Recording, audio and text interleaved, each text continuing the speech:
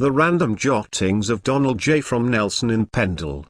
Why on some dark nights why does St. Mary's Church Nelson appear to have no staple? The staple was added in the 1900s.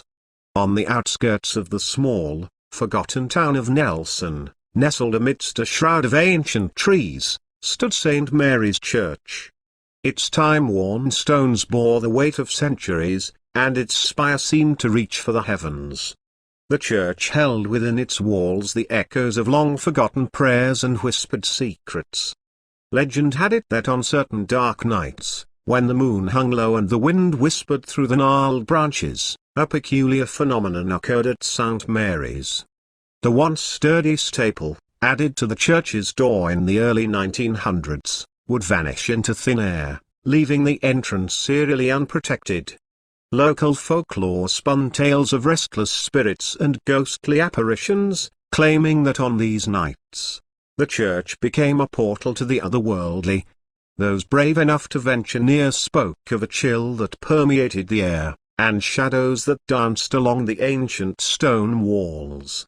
It was on one such night, as the moon cast its pale glow over the town, that a curious soul named Samuel dared to investigate the mystery of St. Mary's Church.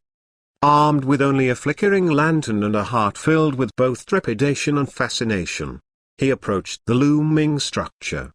The churchyard seemed to hold its breath, the silence broken only by the distant hoot of an owl.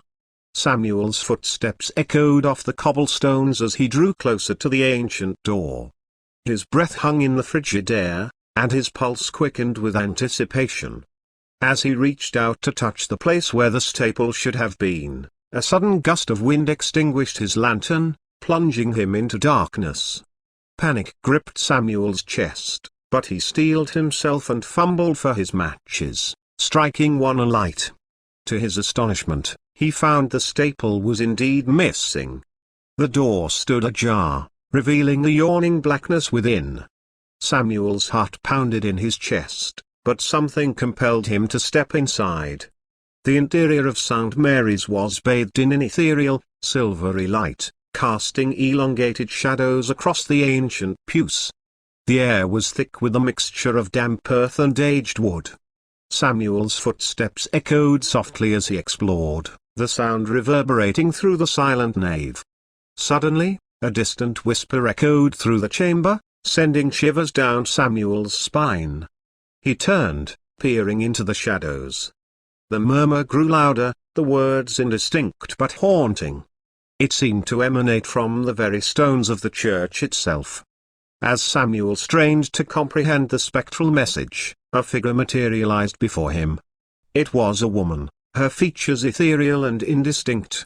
She wore a gown of faded silk, and her eyes held a mournful glimmer. "Who are you?" Samuel managed to stammer, his voice barely above a whisper.